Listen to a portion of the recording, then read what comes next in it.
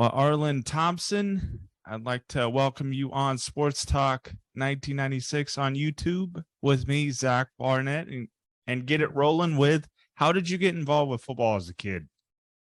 Well, I grew up in the state of Texas. Well, first of all, let me say it's nice to be here, Zach. I grew up in the state of Texas, and football is everything down there. And I saw a small town in Texas. I started in a little league they called Tiger League, but it was full contact football, full pads, full contact. I mean, we didn't know anything about CTE back then or injuries or anything like that. They had 4 teams in the league. Were Dallas Cowboys, Pittsburgh Steelers, San Francisco 49ers, and Green Bay Packers. And I was on the 49ers. So that's how I got my start, and then progressed through the ranks, junior high, high school, eventually Baylor University, and then the NFL and the USFL. Definitely, man. So with your journey in football as a kid, who were some of the football players that you looked up to and like modeled your game after? Well, I guess the person I would say most was a guy named Jerry Sizemore. I think Jerry is about 10 years older than I am. He was a 2-time All-American at the University of Texas.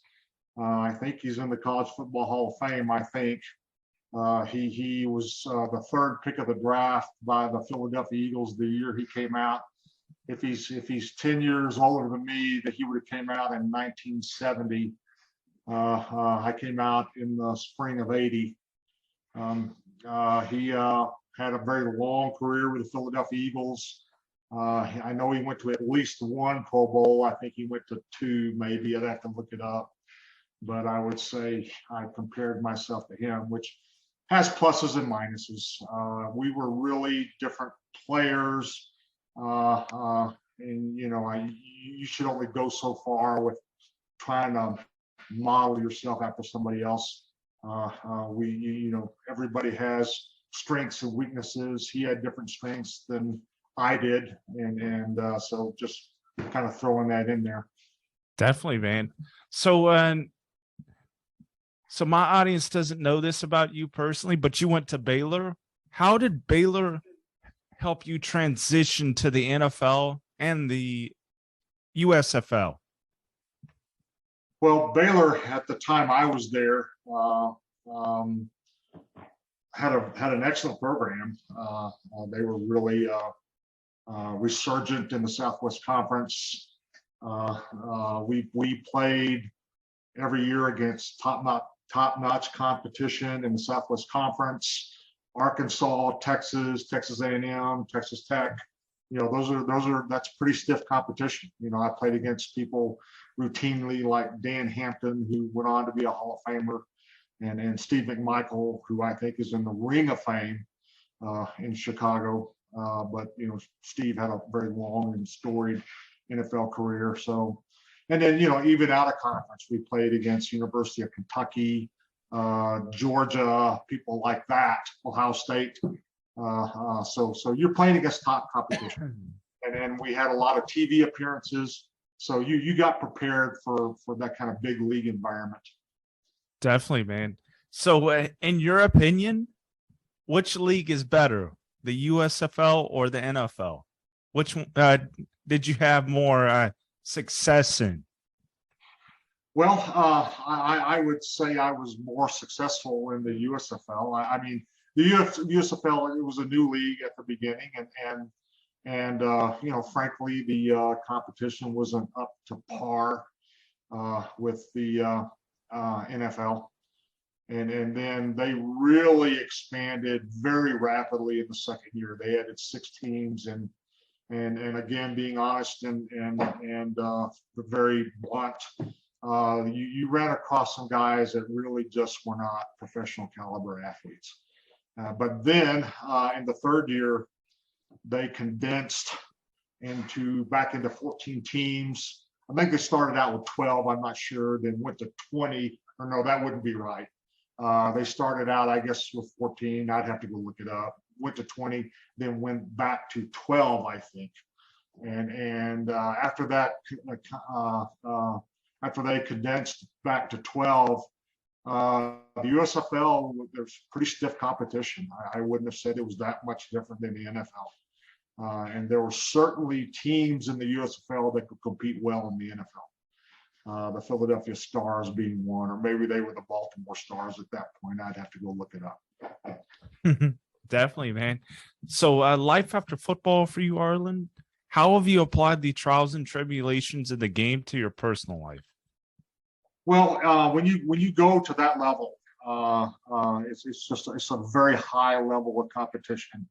You learn that it takes a lot. You learn the effort it takes to succeed at a very high level, and I think I've applied that in my career as an engineer, and taken that engineering to that level of effort, and being passionate about engineering, which I am, and so I think you learn what kind of effort it takes to be successful at a very high level. Definitely, man. So this is off the topic, but how did you get into that field? Was that the field that you studied in college? I mean, my background's an unusual one, as you might guess from the result of what's going now. I mean, as a very young kid, I really was undersized, and I just happened, I was this bookwormy kid that just loved math and science, and when Star Trek came on, I was glued to the TV. You couldn't have got me away from the TV. I mean, I probably seen every episode of Star Trek, the original, 10 times, and I probably have them all memorized by now. And that just was me. And then growing up in Texas, you played football. It's what you did. I was small and undersized when I started, but I was quick and agile. And then I just got these growth spurts and just turned into this great big kid, and got to be my senior year, and colleges came around and said, "We think you're good. We want you to come play for us." And I okay, wow. And so I got given a scholarship and to go to school, which is really the only way I could have gone to school. Then I never even thought about football. I was there to get an education. I was going to take advantage of that scholarship and get an education. I never even thought about pro football. And being the bookwormy kid I was, I went into physics and mathematics, and those are the things I loved and enjoyed. And got to be my junior and senior years, I got bigger and stronger and faster, and pro scouts started coming around and said, "We think you're good, and we want to draft you, and we want you to come play for us." Wow, okay, fine. And really, had the opportunity of what was big money relative to anything else I could have went into. I mean, today compared to NFL, it's chump change. But compared to anything else I could have went to, it was big money. And went ahead and went with a pro career. Heck yeah, man. So my next two questions, Arlen, are brought to you by B&D Sports Media, and they're about your former teams that you played for. What does Lamar Jackson have to prove to get that next contract with the Ravens? Well, if I'm not mistaken, I think Lamar Jackson was injured last year. So the first thing he's got to prove is that he's healthy, and that this isn't the beginning of some string of injuries that's going to hamper him, kind of like RG3. And I think that's the first thing he has to prove.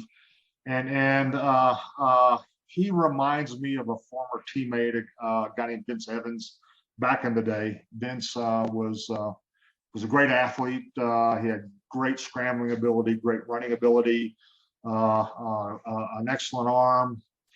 But Vince would go back in the pocket, and he would see an opening. He'd just go for he would run, and he'd pick up good yardage, 10, 12 yards a pop. But that really annoyed the coaches that they wanted to see him getting the ball downfield for 20, 30-yard gains, and they didn't like seeing him taking all those hits. And Lamar Jackson, I think, relies at this point too much on his running ability, and he's going to have to establish himself as a premier passer in the NFL. That's what's going to win games. That's what's going to win championships. That's what's going to win Super Bowls, and that's what he needs to do. Definitely. I see you giving the Baylor Bears a shout out with RG3. Well, I know of RG3. I've never met him, but you'd have to live under a rock not to know about him, I think. Had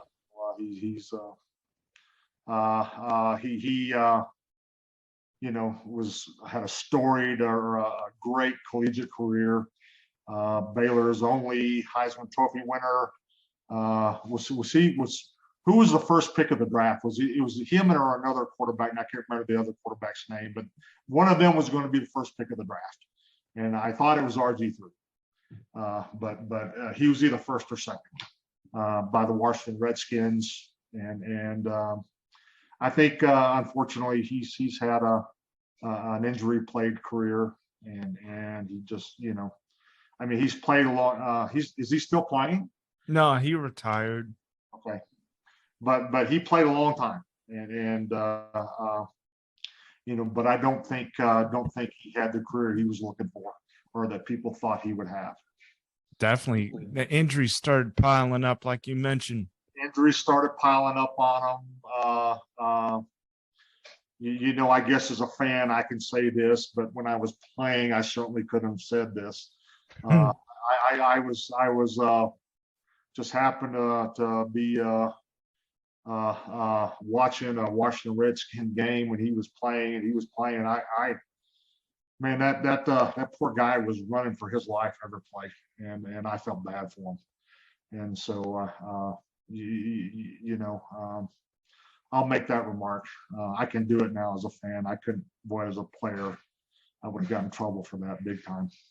Definitely, man. But I think for Lamar, he has to come up in the clutch in the playoffs. I don't think he has yet for the general manager or the owner to fork over a lot of money to him personally. He has got to establish himself as a premier passer. He has got to stay in that pocket. He's got to hit targets down the field.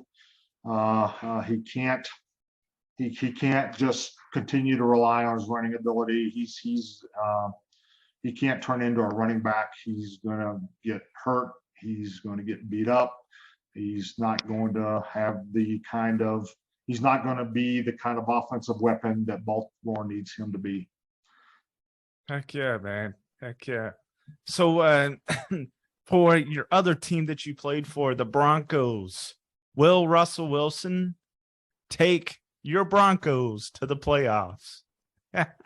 Wow, that's a tough question. Again, as a fan, I can make these kinds of comments. Would have gotten in trouble for them as a player. I think really the Broncos' main stumbling block is the front office. I think they've got some issues they've got to clear up there. I hope that adding Russell Wilson will get them a long way towards becoming a solid football team, a competitive football team. But I really think long term they need to clear up issues in the front office to get back to being a top organization. Pat Bowen, Mr. Bowen, was a great owner. He was a great businessman. We had a saying when I was playing, it starts at the top, and it's true. And that's the main reason the Broncos were competitive for as long as they were, was they had a really strong owner, and they need to get back to that. Definitely. They were bought out, right? By the people that own Walmart. No, I did.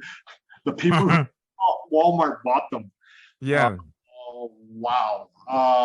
That's going to be really interesting. I don't know who these people are that own Walmart. I just hope they rely on experts that know something about football. Definitely. Then like a minority owner, like a small stake in the Broncos is Peyton Manning also. I hope they rely on Mr. Manning. I mean, Mr. Manning, he comes from a great football family. I think he's very knowledgeable of the game, and I think they'd be wise to follow Mr. Manning's advice. Definitely, definitely. Well, Arlen Thompson will end on this. Where can my audience find you on social media? Just my name, Arlen Thompson. Denver, Colorado. I don't really do a lot on social media. I mean, you're only going to find me on Facebook. I don't really do a lot on social media. Try to stay away from it as much as I can. Definitely, man. Well, Arlen Thompson, it was a blessing to have you on our show, Sports Talk 1996 on YouTube with me, Zach Barnett, and we'd welcome you back for another one, my guy.